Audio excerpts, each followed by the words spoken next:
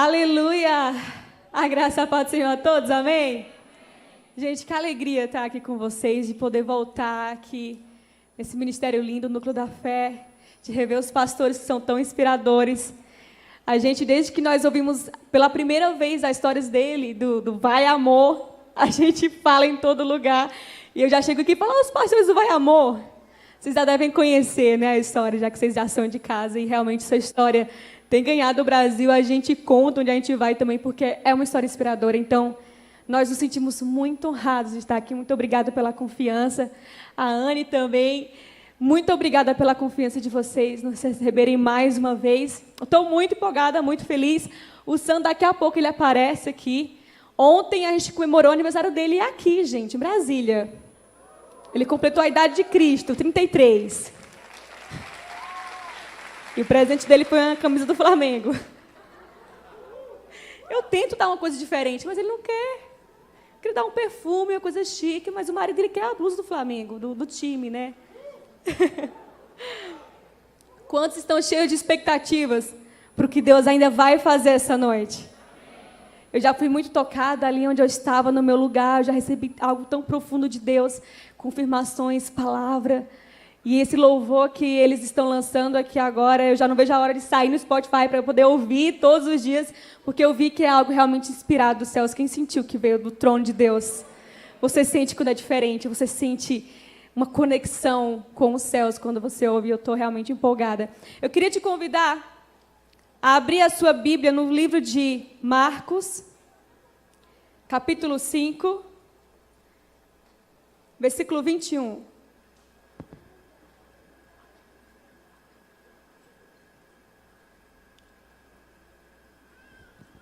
Marcos 5, 21. Enquanto você procura, deixa eu te falar que eu trouxe os meus livros.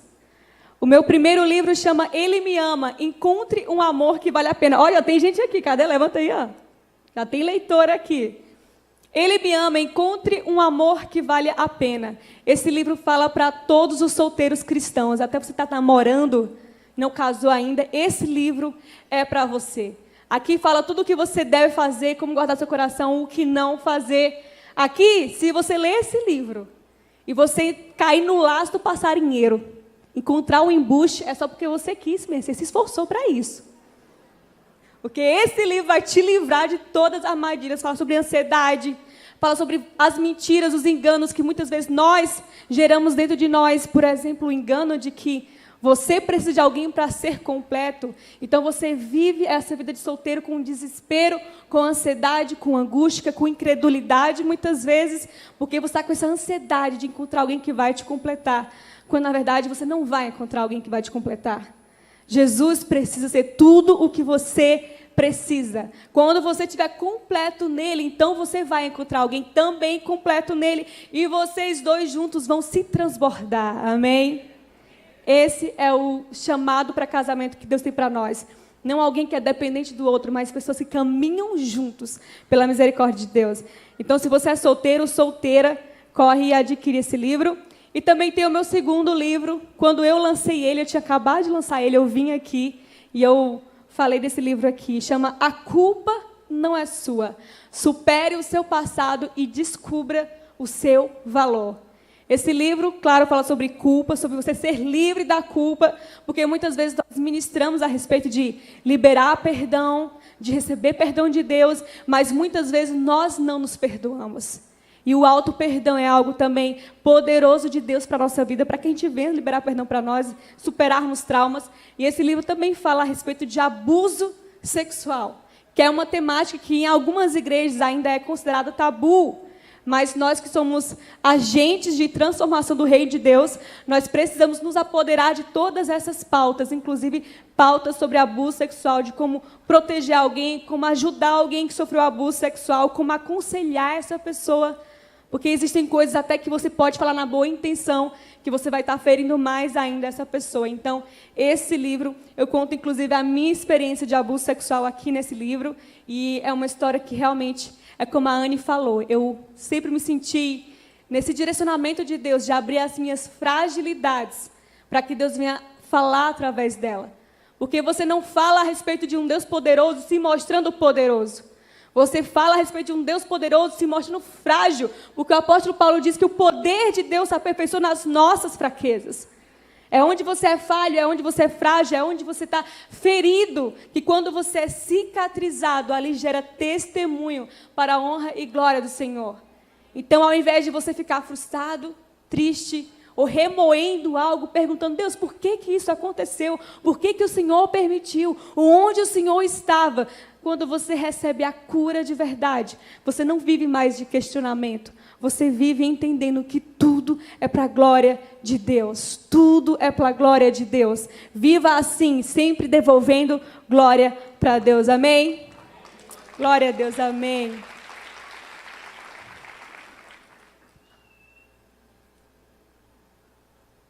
Todo mundo achou Marcos 5, 21? Quem achou diz amém?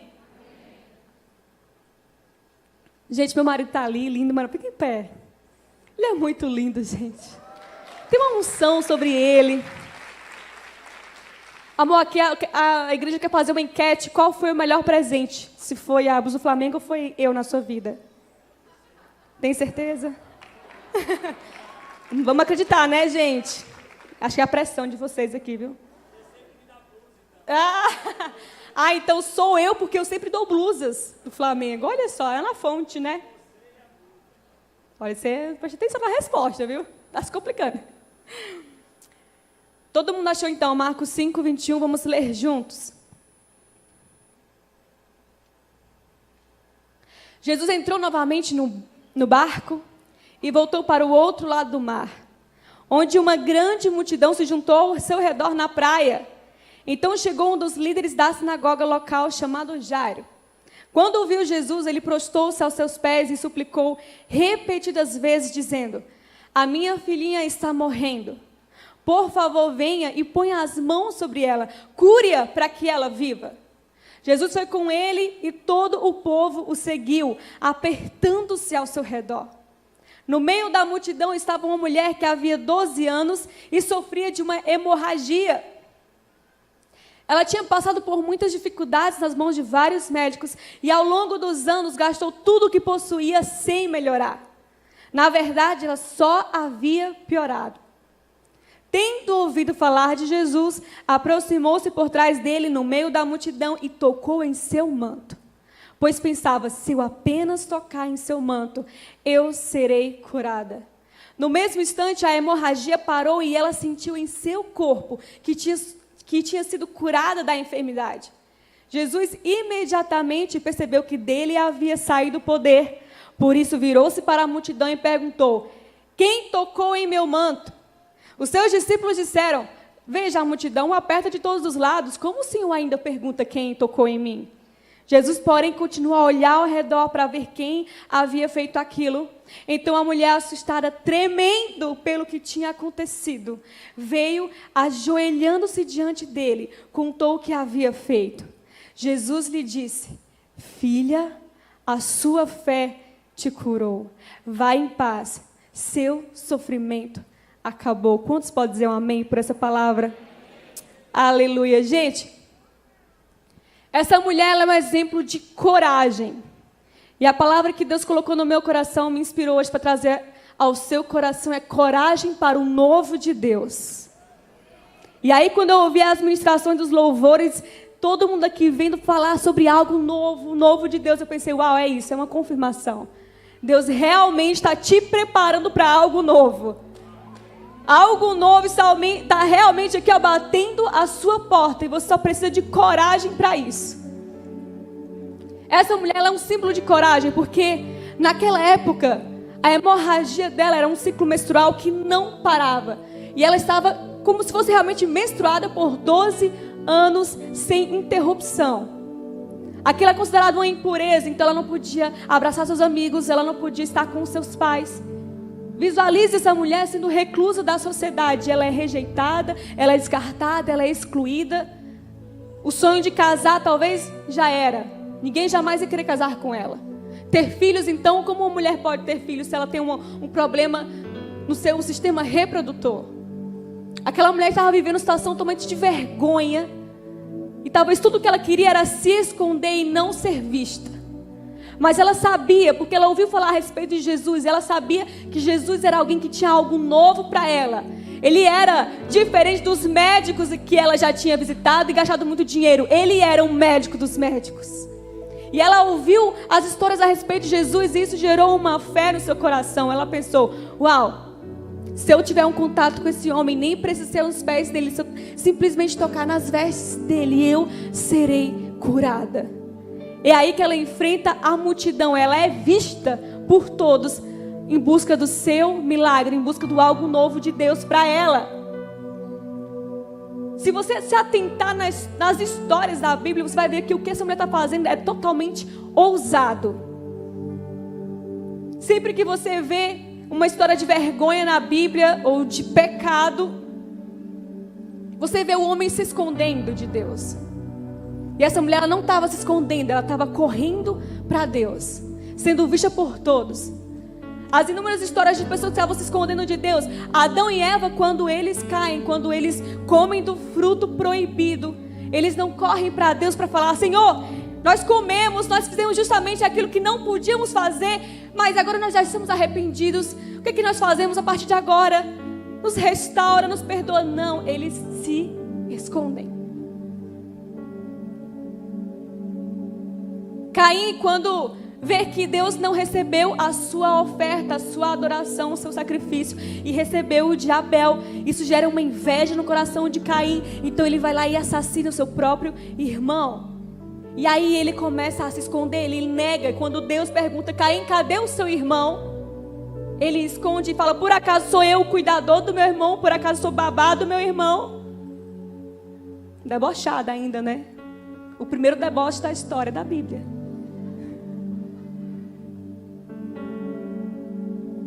Davi, quando ele olha para Betseba e ele deseja ela e ele sabe que é errado, mas ele trama tudo. Então ele tem uma noite com ela, ele se deita com ela, trama contra o marido dela, Urias, coloca ele de frente para a guerra, para que ele morra mesmo.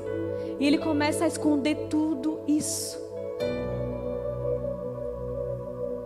Às vezes eu fico imaginando Urias morreu sem saber que a esposa estava traindo ele com o rei. Imagina chegando lá no céu, né? Davi, e aí, Urias, e aí? E o pessoal, ih, cara, vem cá, corre aqui. Deixa eu te contar um negócio rapidão. Mas é muito comum isso na Bíblia. Você vê muito a história do homem. O homem está sempre se escondendo, sempre escondendo algo, sempre escondendo a sua vergonha, sempre escondendo o seu pecado, os seus erros, as suas falhas. E essa mulher é um exemplo de que ela era vista como alguém que ela devia ter pecado para ela passar por isso. Ou a família dela pecou, ou alguém da casa dela pecou, porque ela está debaixo de uma maldição. Mas isso não faz ela se esconder. Ela corre em direção a Jesus no meio da multidão. E ela é um exemplo para mim e para você de coragem. Para que eu e você em nenhum momento venhamos nos acostumar com os nossos pecados, com as nossas transgressões, as nossas falhas. Porque, gente, você sabe, é muito comum que a gente se acostume com certas coisas. Existem pecadinhos de estimação. A gente olha para certos pecados como, isso é pecado, tipo adultério. Adultério é pecado. Mas fofoca também é pecado. E às vezes a gente trata como algo normal. Às vezes é até normal, a gente conversa com um amigo, tu soube? Menino fortíssimo, um negócio forte. O que aconteceu? Fulano com fulano, tu não soube? Foi pesado. É verdade, eu ouvi falar mesmo. Aí começa a procurar no culto. Nem veio hoje no culto. Está em pecado.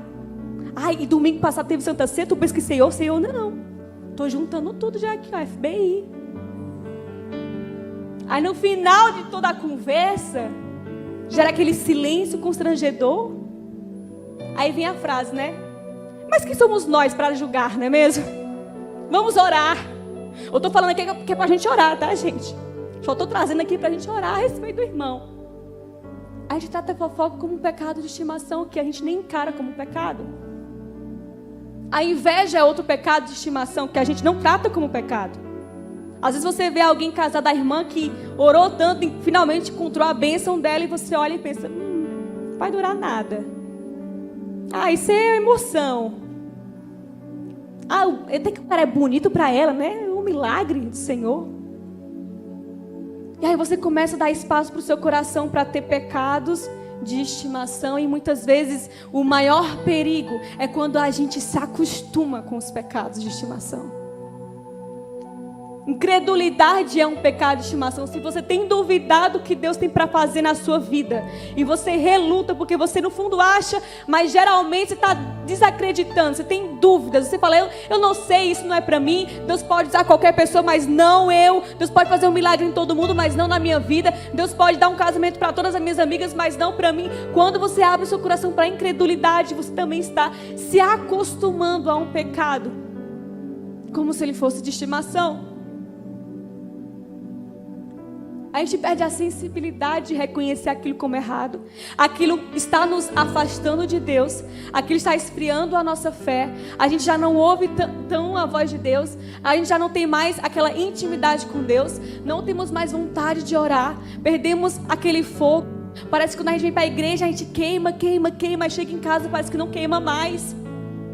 E muitas vezes a gente não sabe porquê. E começa a perguntar para os nossos líderes: como que eu faço para ter constância? Como que eu faço para ser constante no reino de Deus? Como que eu faço para não deixar a chama apagar? E o segredo é você sondar o seu coração. Para você ser constante, você precisa ser honesto diante de Deus e reconhecer o que pode estar te esfriando e te afastando de Deus.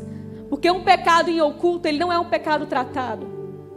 Independente de qual seja o pecado, se ele está guardado e escondido, você não consegue tratar ele. Sabe o que é pior? Você não consegue odiar o pecado que você não identifica. Nós não conseguimos odiar o nosso próprio pecado e querer nos apartar dele, porque a gente fica acostumado com ele, a gente não identifica como pecado. E às vezes vem alguém, um líder, o nosso pastor, um amigo, vem te dar um toque e fala: cara, isso aqui não está legal. Esse comportamento aqui não está bom. E a gente acha que é exagero da pessoa. A gente acha que é drama da pessoa. A gente não reconhece, porque a gente está cego. Certa vez, cientistas fizeram um teste. Eles pegaram uma espécie de sapo e viram que esse sapo se adapta à temperatura externa. Então, se está ficando quente, ele vai se adaptando e ele resiste àquela alta temperatura. Eles colocaram uma panela fervendo e eles viram que o sapo não pulava dentro daquela água fervendo. Mas eles perceberam que se eles colocassem aquela água em temperatura ambiente, colocassem o sapo já dentro dela, e se eles fossem aumentando vagarosamente a temperatura, o sapo ia se adaptando à temperatura. Então eles aumentavam um pouquinho e o sapo já se adaptava. Aumentavam mais um pouco e o sapo se adaptava. Aumentavam mais um pouco a temperatura e o sapo sempre organizando o seu sistema, o seu organismo para se adaptar à nova temperatura. Até que aos poucos a água estava fervendo e o sapo morreu dentro dela. Se adaptando, ele morreu naquele ambiente. Porque Satanás, ele faz assim comigo, com você. Ele não vem de uma vez. Ele não vem com cara de diabo. Porque se ele viesse assim, a gente ia dizer para trás de mim, Satanás, e ia seguir adiante. Só que ele vem de forma sutil. Ele vem de uma forma que você não percebe. Ele vem em pequenas tentações. Ele vem disfarçado de bênção. Então é por isso que vem um embuste enviado Satanás, um laço passarinheiro. E a garota pensa: é uma bênção, porque é resposta de oração para mim. E o cara não vai vir de uma vez de cara mostrando que ele é o enviado de Satanás, te chamando: deita comigo, vamos para a cama. Não, ele vai vir te seduzindo, dizendo que você é uma bênção, dizendo que você é resposta de oração para ele também, te chamando para orar. Vamos orar juntos. E quando você menos espera, está passando do limite, aí você vê que era uma ovelha com pele de lobo. Ou melhor, o contrário, era um lobo com pele de ovelha. Existem muitas coisas que elas acontecem assim na nossa vida, e Satanás sabe disso.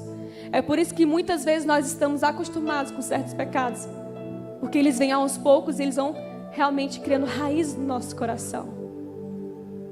Deus tem algo novo para nós aqui, mas se você conhece a palavra de Deus, você sabe que Deus não coloca vinho novo em vasilha velha, porque o vinho novo se estraga. Então é por isso que essa é a resposta. Por que é que eu queimo na igreja? Por que é que eu queimo no louvor? Por que é que eu recebo a glória de Deus naquele lugar? E aí eu chego em casa, parece que passou. Será que é o efeito da igreja? O que é isso? Não, o vinho era novo, mas se você saiu da mesma forma que você entrou, o vinho estraga. Da mesma forma que a gente está aqui recebendo algo novo de Deus, a gente precisa falar: Deus, me faz ser alguém novo, me faz ser uma nova criatura. Deus, tira de mim tudo aquilo que me afaste de Ti. Deus, retira do meu coração tudo aquilo que tem me afastado do Teu propósito para a minha vida, porque não basta nós recebemos algo novo de Deus. É necessário que a gente saia como uma nova pessoa desse ambiente, para que o novo de Deus que foi derramado sobre a sua vida, ele venha dar frutos no seu dia a dia, que você venha queimar não só no domingo, mas na segunda-feira, na terça, na quarta, na quinta, na sexta, até o próximo domingo, que a sua chama não se apague. Aleluia!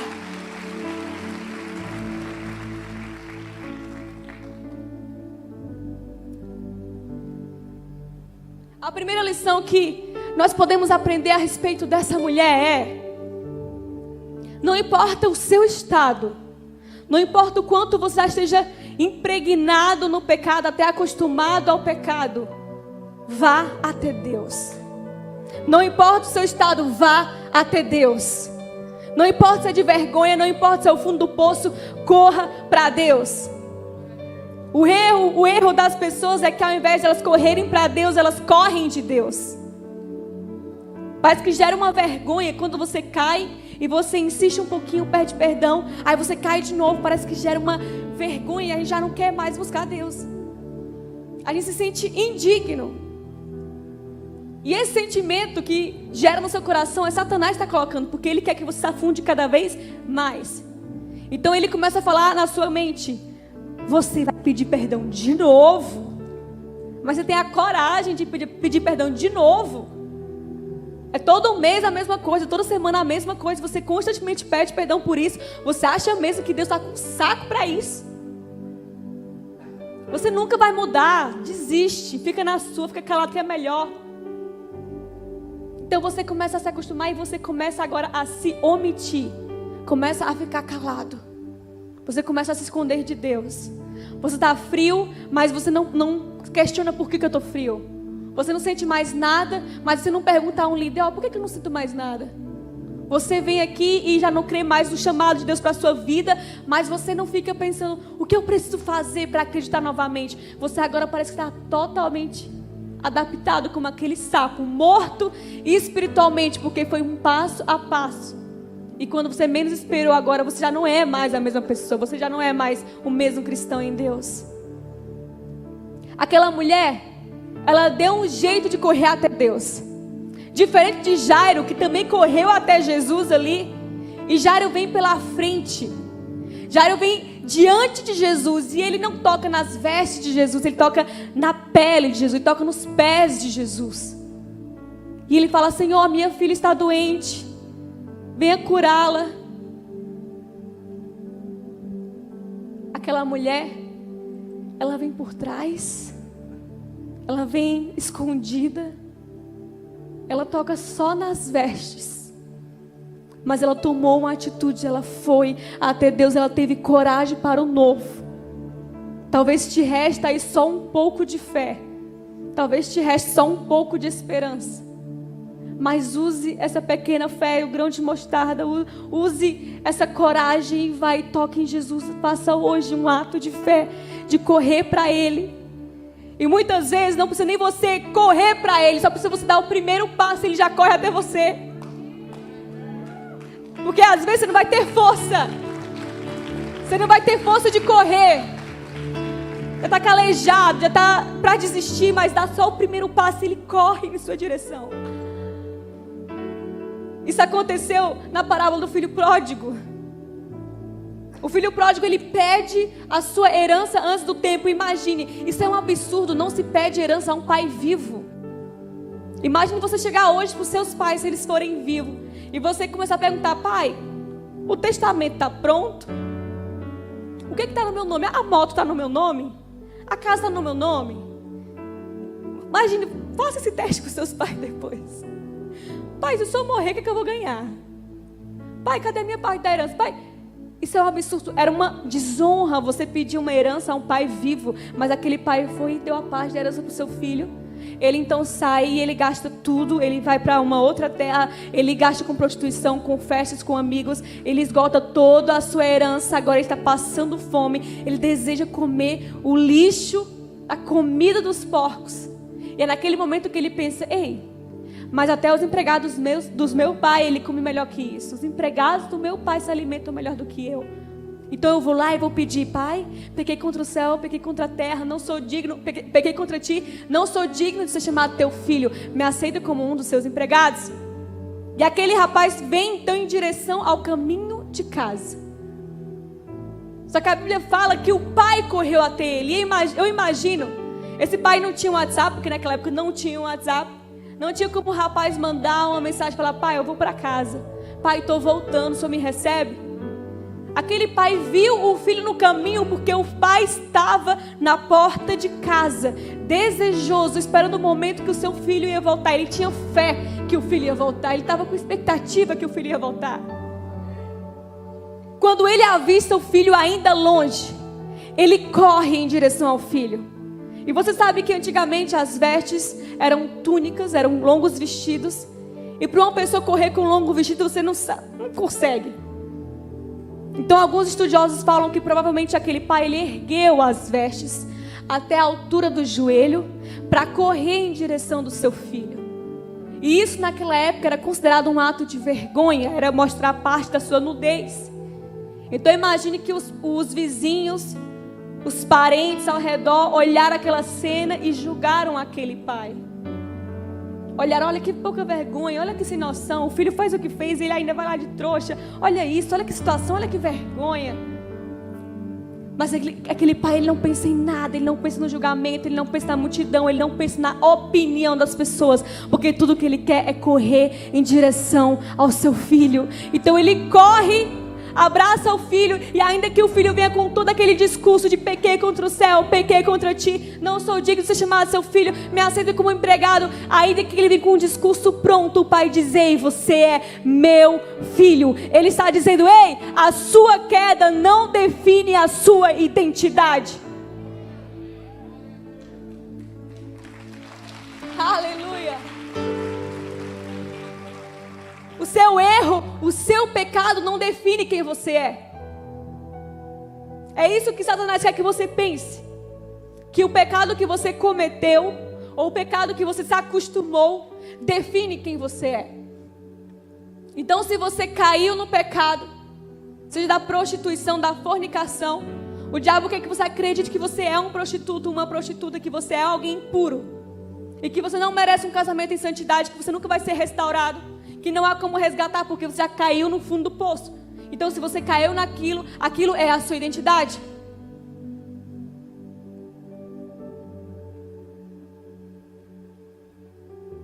Só que aquele pai, ele corre em direção ao seu filho e ele lembra a ele: ei, você não vai ser um empregado porque você nasceu para ser meu filho. A sua identidade é de filho amado de Deus, filha amada de Deus. E isso não tem pecado nenhum que possa tirar isso de você. Não há mácula que possa manchar isso. Essa parábola representa o sacrifício de Jesus. O pai correndo em direção ao filho. É Deus correndo em direção ao pecador, dando Jesus naquela cruz para dizer: ei, se você der um passo, eu corro até você. Se você disser sim, eu restauro a sua vida. Se você disser eu quero, eu mudo totalmente a sua família. Se você falar: Deus, eu estou disposto, eu faço tudo novo de novo. Aleluia. Naquele momento que a mulher tem esse contato com Jesus, então ela tem realmente a sua identidade curada. Não é só as suas feridas externas sendo curadas, é a sua identidade sendo curada. Imaginem, tudo que ela pegava era considerado impuro.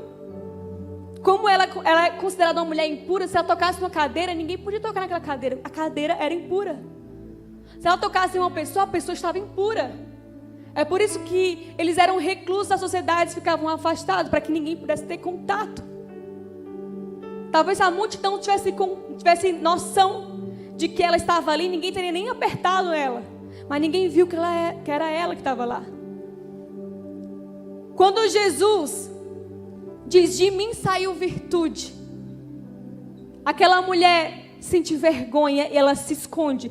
Ele começa a perguntar, alguém aqui me tocou? E os discípulos falam, mas Senhor, a multidão te aperta, como assim alguém te tocou? Qualquer pessoa pode ter te tocado. Mas Jesus falou, aquele toque foi diferente. De mim saiu poder, de mim saiu virtude. Quando ele começa a procurar quem foi o responsável que tocou ele, a mulher se esconde. Depois ela vê Jesus insistindo, ela então vem tremendo de medo, ela vem até Jesus. E talvez esse tremendo de medo foi dela pensar, será que eu toquei nele, ele ficou impuro e ele sentiu? Será que o meu toque estragou tudo? Será que mais uma vez eu estraguei tudo novamente? Acontece que quando você corre para Jesus, quando você se prostra diante dos pés de Jesus, não é Ele que se torna menos Deus por estar em contato com um pecador. É você que se torna menos pecador por estar em contato com um Deus. Jesus não falou, em mim entrou pecado, em mim entrou impureza. Ele fala, não, de mim saiu virtude. Então por que a gente fica com esse receio de tocar em Jesus, como se a gente fosse estragar Jesus? Como se a gente não pudesse ter acesso a Ele, sendo que Ele veio numa cruz para a gente justamente ter acesso a Ele. Não desperdice o sacrifício de Jesus, ficando em pecado e escondendo isso, e se acostumando com isso, com medo de ir até Ele, como se Ele não fosse te receber. Ele veio aqui para te receber, Ele morreu para te receber, Ele ressuscitou para te receber, e quando Ele voltar para nos buscar, Ele vai nos receber na sua mansão celestial. Aleluia! Esse Deus quer contato com você, Ele quer intimidade com você.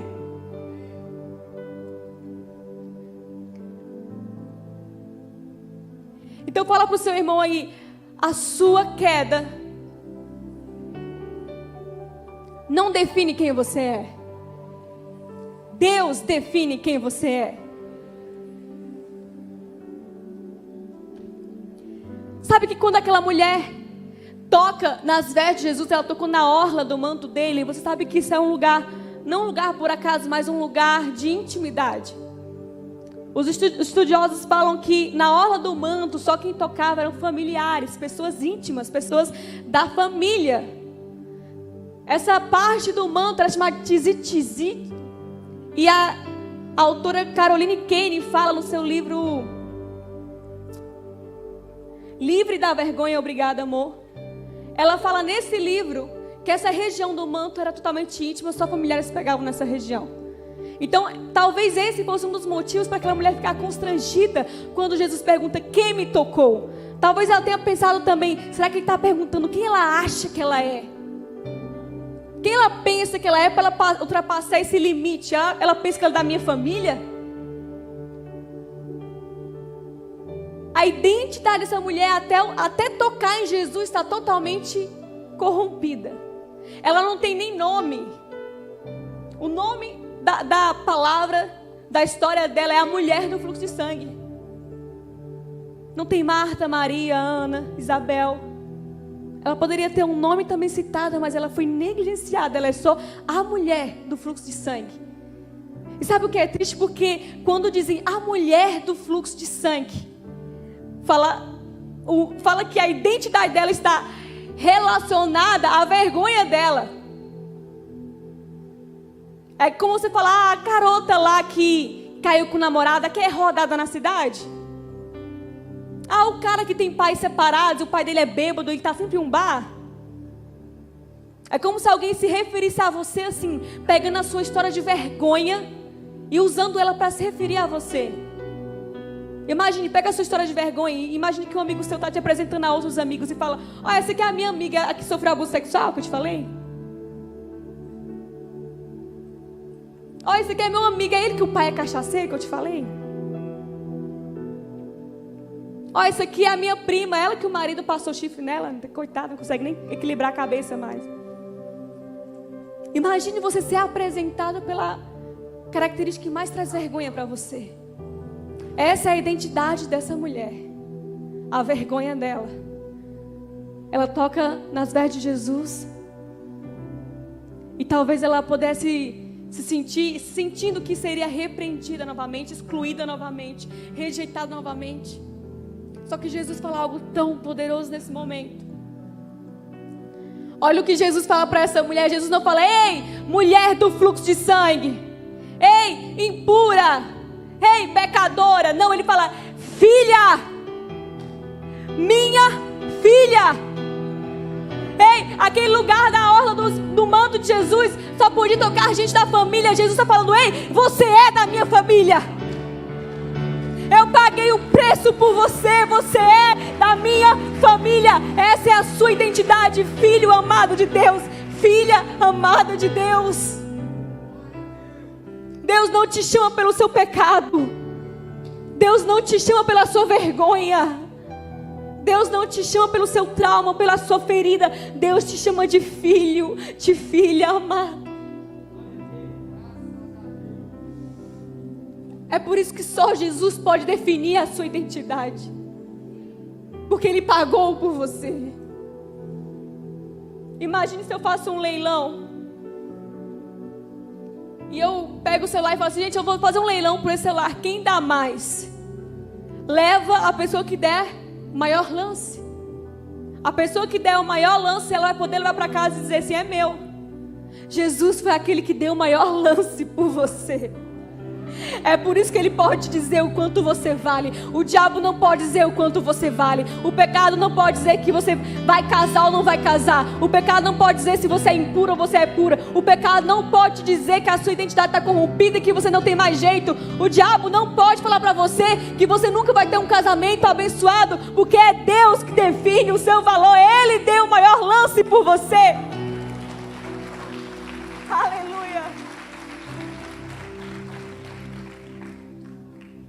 E essa é a segunda lição que nós podemos aprender com essa mulher corajosa. A sua identidade é definida por Deus. Te relembrando que a primeira lição é: não importa o seu estado, corra até Deus. Agora a terceira e última lição que nós podemos aprender. Ai, gente, olha, vocês me acostumam mal. Por isso eu gosto de voltar aqui, pastor. Que eu falo. Pastor, inclusive, pastores, a igreja está cada vez mais linda. Que linda. Eu falei: gente, eu podia ser meu cenário do canal do YouTube, né, cara? Tudo lindo aqui, vários cenários. E eu comentei isso com o Samuel: nossa, sempre que a gente volta aqui, se um dia a gente for pastorear uma igreja, a gente quer uma igreja assim, linda, aconchegante, moderna. Amém, Jesus. Glória a Deus. É muito bom ver esse cuidado com o templo também. Terceira lição que nós podemos aprender com essa mulher: não tire seus olhos de Jesus. Fala para o seu amigo aí: não tire seus olhos de Jesus. Se essa mulher tivesse tirado os olhos de Jesus, para onde ela iria olhar? Para o lado, para a multidão. Ela ia pensar: meu Deus, toquei em um, toquei em outro. Eu não podia estar tocando essas pessoas. Eu estou sujando todo mundo aqui, está todo mundo impuro agora. Eu nem devia estar aqui. Eu devia ter esperado um outro horário. Um horário que tivesse menos pessoas. Olha o que eu estou fazendo. Eu vou ser julgada, eu vou ser apedrejada até a morte. Se ela olhasse para a circunstância, se ela olhasse para as pessoas, ela não teria vivido a cura dela, o milagre dela. Ela não teria recebido uma nova identidade. Mas aquela mulher olhou para Jesus e ela tinha uma coisa no seu coração. Ela falou: se eu apenas tocar nele, se eu apenas tocar em suas vestes, eu serei curada. E nada mais preocupou ela. Ela se concentrou em Jesus. Uma das razões pelas quais a gente esfria ou se acostuma com o pecado, ou não vive o propósito de Deus na nossa vida, é porque em algum momento a gente tira os olhos de Jesus. E Pedro é um exemplo disso. Pedro está caminhando sobre as águas em direção a Jesus. No momento que ele tira os olhos de Jesus, ele afunda. Pedro começou a olhar para si e talvez também olhando para as ondas. Pedro não estava duvidando de Jesus. Sabe quando Jesus olha para Pedro e levanta ele e traz ele à tona e diz: homem de pequena fé, por que duvidaste? Ei, Pedro não estava duvidando de Jesus. Se ele duvidasse, se ele tivesse desconfiança que ele poderia afundar, ele nem teria saído do barco. Ele não teria nem colocado o pé para fora. Se ele desconfiasse, posso me afogar? Ele não teria saído do barco. Ele viu Jesus e falou, ei, eu posso caminhar também sobre as águas com ele. Só que na caminhada, Pedro, acho que caiu a ficha dele. E ele pensou, ei, esse homem, ele não é um homem qualquer. Ele é o Filho de Deus. Ele pode caminhar sobre as águas. Mas eu sou falho, eu sou pecador. Eu sou todo errado. Minha boca é suja, meus pensamentos são sujos. Ele nunca errou, nunca pecou, mas quem sou eu? Ele pode caminhar sobre as águas, mas quem sou eu? É naquela hora que Pedro começa a afundar, porque ele tira os olhos de Jesus. Ele começa a olhar para si e olhar para as circunstâncias, para a onda forte, para o vento forte. Assim como eu e você, sempre que a gente tira os olhos de Jesus, do propósito dele para nós, do chamado dele para nós, dos sonhos dele para nós, e quando a gente começa a olhar para nós, para o nosso pecado, a gente começa a olhar para o quanto nós somos falhos, nós começamos a olhar para todos os erros que nós já cometemos, todas as vezes que nós fizemos metas de 2000 e tanto, do ano novo, e a gente errou. Vou estar mais próximo de Deus e a gente não conseguiu. Vou ler a Bíblia inteira e não conseguiu. Vou fazer um jejum, quebrou o jejum. Você começa a olhar para si e falar, fulano pode ter um casamento abençoado, mas eu vou colher tudo que eu plantei tudo em pecado. Eu mereço mesmo um casamento desgraçado. Uma das mensagens que eu mais recebo das pessoas, elas contando uma história terrível de dor, e elas falam, mas eu acho que eu mereço isso mesmo, porque eu estou plantando o que eu colhi. Ou melhor, eu estou colhendo o que eu plantei. As pessoas têm a mania de achar que elas realmente estão colhendo pecado porque plantaram pecado. Elas estão com os olhos em si. Se você tirar os olhos do seu pecado e colocar os seus olhos naquele que pode te purificar de todo o pecado, então você será livre dele. Se você tirar os olhos do quanto você já errou e colocar nos olhos daquele que quer te ajudar a acertar, você vai parar de errar. Se você tirar os olhos do seu passado e colocar os seus olhos para o alvo que é Jesus, então você vai conseguir seguir adiante. Se você tirar os olhos dos traumas familiares, do que os seus pais passaram, da dor e constrangimento que você já viu dentro de casa, se você tirar os olhos disso e colocar os olhos em Jesus como o autor e consumador da sua fé, você verá que Ele está escrevendo a sua história. Não é a sua família, não é o seu contexto cultural, não é o seu contexto familiar, é Jesus que está escrevendo a sua história.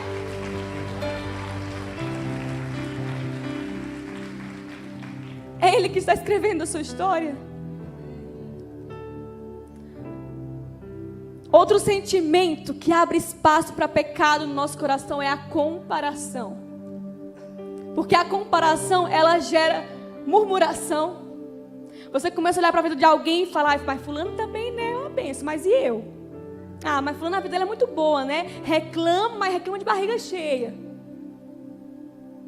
Você começa a se comparar, e fulano é tão usado por Deus, eu nunca vou viver isso. Ah, Deus, fulano tem um casamento tão feliz, meu marido é um traste. Ah, olha, aí começa aqui, porque o Instagram é o rei da comparação. Aí você segue um monte de pessoa que você admira, e muitas vezes admira coisas triviais, às vezes admira o corpo da pessoa, a vida da pessoa, o relacionamento da pessoa. E aí você começa a olhar aquele feed e se sentindo cada vez pior, porque está se comparando com aquela pessoa. E aí você olha e fala assim, ai, mas com esse corpo, ai, eu nem pisava no chão. Ah, vai com um boy desse também. Ah, é o meu boy aqui. Boy unção, boy lixo. Ah, mas também com esse dinheiro todo é muito fácil. Ah, mas também com babá. E começa a gerar comparação e você começa a murmurar. Você começa a ser ingrato. E você não é contente no que você tem. É como se você estivesse reclamando para Deus todos os dias, dizendo, Deus, você poderia ter feito melhor na minha vida. Deus, no seu lugar, eu teria feito melhor na minha vida. E muitas vezes eu tive que trabalhar no meu coração esse sentimento de comparação, porque acontece sem querer, como eu falei para você, é como o sapo que está dentro da água, que a gente vai aumentando sem perceber, você está preso naquilo, está morrendo já naquilo. Eu lembro de épocas que eu estava comparando no meu casamento, eu via amigas e às vezes influenciadoras, blogueiras postando lá o marido que trazia o café da manhã na cama. E eu, gente, será que isso é de verdade? Aí eu começava aqui, né? Olha, amor, que bonito. Aí ele, amor, legal. Não, mas olha direito, olha que legal. Que ele fez pra ela, romântico, né? Ele, amor, legal. Nem foi ocasião especial não, tá?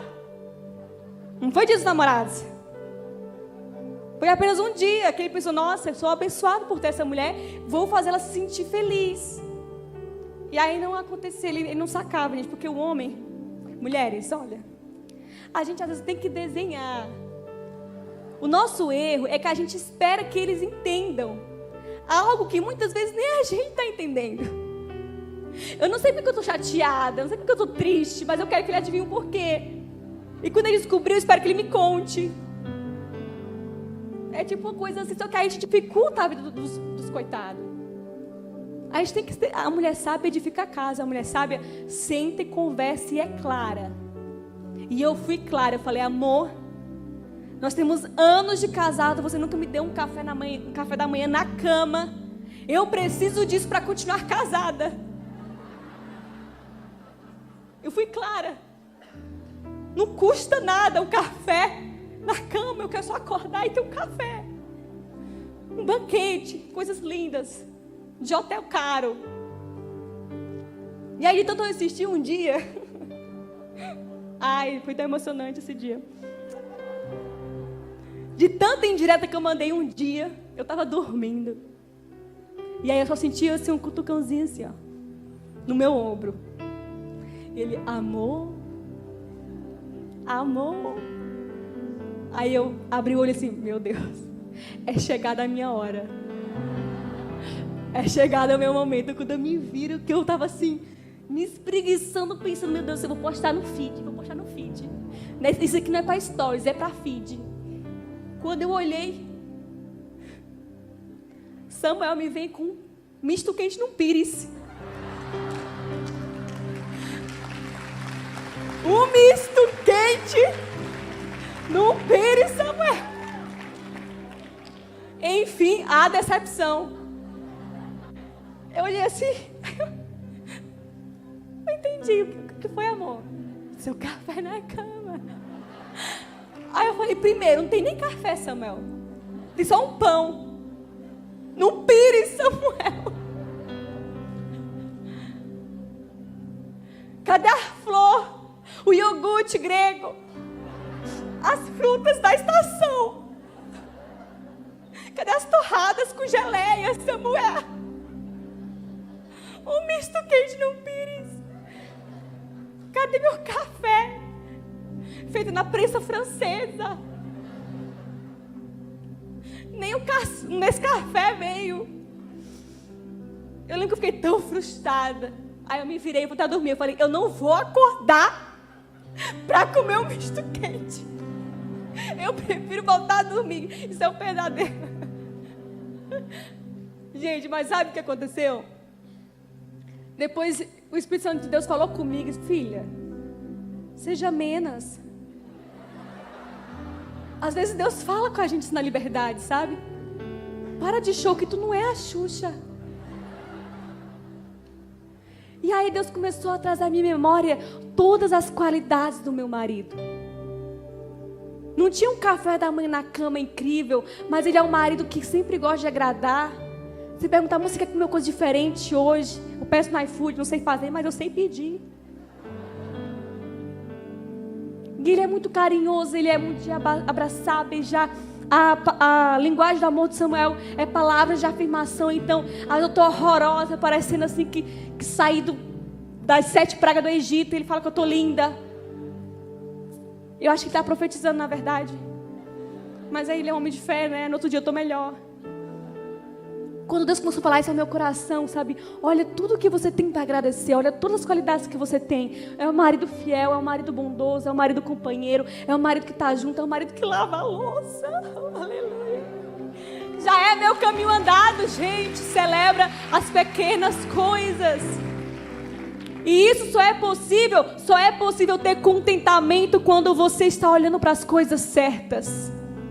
Se você olha para as qualidades, para as pequenas características positivas, ao invés de ficar olhando para as coisas erradas, para os defeitos, para aquilo que não tem ainda, olha para o lugar certo. Não tire os olhos de Jesus. Tira os olhos da dor, do pecado, da vergonha. Supera isso, entrega nas mãos dele e olhe para o lugar certo, porque foi isso que Jesus fez. Da mesma forma, ele quer te usar em qualquer área que for. Quem está colocando na sua vida, no seu coração, na sua mente, esse projeto que está queimando aí dentro de você. É Jesus que está colocando, e Ele está te falando: filho, é algo novo mesmo, e eu estou te revestindo hoje de coragem. Então começa a olhar para o lugar certo. Eleva os seus olhos para o monte, de onde vem o seu socorro. O seu socorro vem do Senhor, que fez os céus e a terra. O seu socorro vem de um Deus que está sentado sobre um trono, e a afeição dele não é de preocupação, a afeição dele não é de medo, a afeição dele é de tranquilidade, porque nada foge do controle de Deus. A sua vida não foge do controle de Deus, a sua família não está fora do controle de Deus, o seu casamento não está fora do controle de Deus, a sua faculdade, os seus estudos, os seus sonhos não estão fora do controle de Deus. Aleluia! Você pode ficar em pé. Essa noite eu quero orar com você. Se eu estou aqui hoje falando para você, é porque eu tirei os olhos de mim e coloquei os olhos em Jesus. Eu sempre fui tão limitada, tão tímida, tão retraída, tão introspectiva. Deus jamais poderia me usar para falar para muitas pessoas, ou para falar para um público grande, ou para milhares de pessoas na internet, porque isso não combinava com a minha personalidade.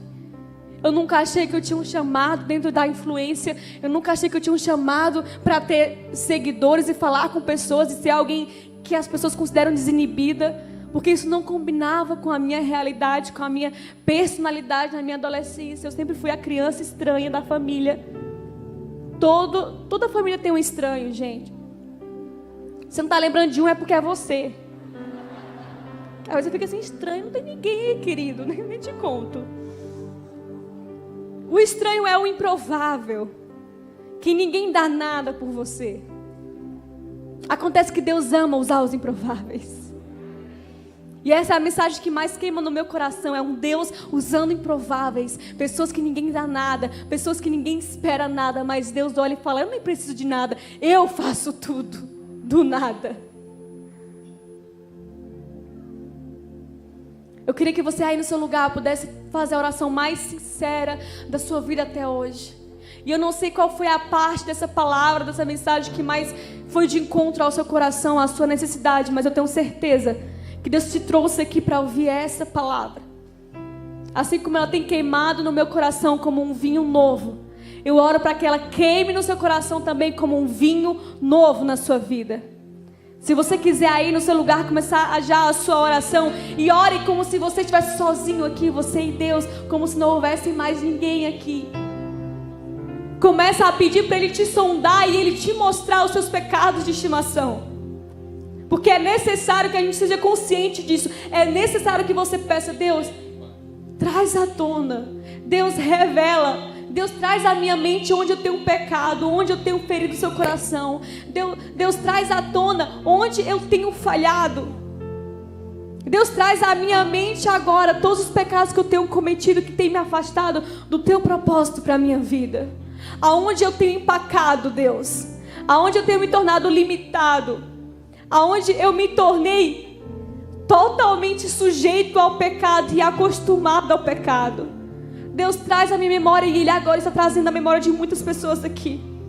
As pequenas coisas que você foi abrindo mão, os pequenos gestos, as pequenas respostas, atitudes, consentimentos. Você foi dizendo sim para algumas coisas erradas. E no começo isso até gerou um temor no seu coração, mas parece que depois você começou a dizer sim e já não tinha mais temor. Você começou a falar sim e se acostumou e já criou um hábito naquilo. E você sente saudade de Jesus. Você sente saudade de sentir Ele perto de você. Você sente saudade de queimar no seu quarto. Porque às vezes é fácil a gente estar aqui na igreja e o ambiente é tão poderoso, é tão contagiante que você se sente vivo aqui dentro. Mas o pior é quando você chega em casa e não sente mais nada. Então você começa a sentir todo o sentimento de culpa de volta. Toda acusação volta. Toda vergonha volta, mais que toda sujeira volta. E aí tem dia que você não tem nem vontade mais de limpar a igreja, tem dia que você não tem vontade de vir para o culto, de ler a Bíblia, ou de conversar, ou de pedir um conselho. Parece que você só está se entregando os pontos, desistindo. Mas Jesus tem contemplado o seu coração e Ele fala: filho, eu também tenho saudade de você. Filha, eu também tenho sentido sua falta. E hoje eu estou aqui. Hoje eu te trouxe aqui. Estou aqui diante de você como um pai que está disposto a correr até a você desde que você deu o primeiro passo. Basta que você diga sim. Basta que você diga: eis-me aqui. Basta que você diga: Deus, eu quero. Deus, eu não aceito mais ficar da mesma forma. Deus, eu não aceito mais. Eu não aceito mais esse pecado na minha vida. Eu não aceito mais estar conformado com isso. Eu não aceito. Deus, vem e faz a vasilha nova agora. Eu quero o novo, mas eu não quero só ouvir o novo. Eu quero ser uma nova criatura. Eu quero ser um recipiente novo. Eu quero que essa palavra não morra aqui. Eu quero que essa palavra me siga. Que essa palavra gere frutos na minha vida, que gere frutos no meu trabalho, na minha família, no meu casamento, no meu futuro relacionamento. Deus, que o vinho novo venha jorrar. Ei, Espírito Santo de Deus. Ei, Espírito Santo de Deus. Senhor, os teus filhos estão aqui. E eles estão nesse momento dizendo: eu não quero mais, eu cansei. Eu cansei de desperdiçar vinho novo, por continuar nas mesmas coisas, agindo da mesma forma, pensando e falando da mesma forma. Deus, eu não aceito, eu quero algo novo. E eu quero começar sendo alguém novo. Senhor, nós repreendemos aqui toda cadeia, nós repreendemos aqui toda amarra, toda seta maligna, toda maldição. Nós declaramos aqui que hoje existe liberdade nesse lugar. Nós declaramos aqui hoje existe uma atmosfera espiritual nesse lugar, uma atmosfera de restauração, uma atmosfera de perdão, de cura emocional, de cura espiritual hoje aqui em nome de Jesus. Que toda dor, que toda culpa, que toda vergonha caia por terra agora, em nome de Jesus. Que todo pecado agora seja apagado, em nome de Jesus. Se há alguém aqui que estava afastado de Ti, Jesus, traz de volta. Tem agora um contato com essa pessoa, que ela se sinta agora abraçada, acolhida, perdoada, amada, assim como aquela mulher foi amada por Ti, assim como aquela mulher que ninguém dava mais nada por ela, ela foi abraçada por Ti, foi chamada de filha. Hoje restaura identidades aqui, Jesus. Filhos e filhas espirituais, filhos e filhas restaurados, purificados, santificados em Teu nome. Nós declaramos aqui, Jesus, que o novo de Deus já está correndo nessa igreja. O novo de Deus já está fluindo nesse ministério, no núcleo da fé. O novo de Deus já está transbordando aqui nos seus filhos, em o nome de Jesus. Brasília não conseguirá ficar calada. Brasília vai queimar. Brasília vai transbordar no fogo de Deus, vai transbordar no vinho novo de Deus. E o que Deus fez hoje aqui na sua vida e tem feito esses dias, não é só para você. Ele fala: ei filho, sabe como se começa um incêndio? Com uma faísca. Ei, a faísca que acendeu no seu coração. Incendeie alguém, incendeie sua casa, incendeie suas redes sociais, incendeie seus amigos, incendeie as pessoas próximas de você. Compartilha do que Deus tem feito na sua vida. Compartilha e profetiza sobre os seus amigos. Ei, Deus tem algo novo para você, uma coisa nova para você, e Ele só está começando. Se você crê nisso, aplauda o nome de Jesus. Incendeia, incendeia.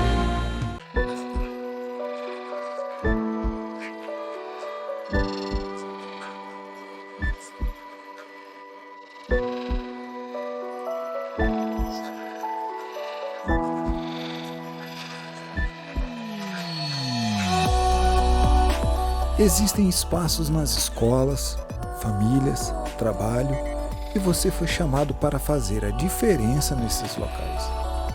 Deus te entregou suas próprias habilidades, te capacitou. Escreva, ore, aconselhe, produza, crie vínculos, imagine, empreenda. Cuide dos negócios da família.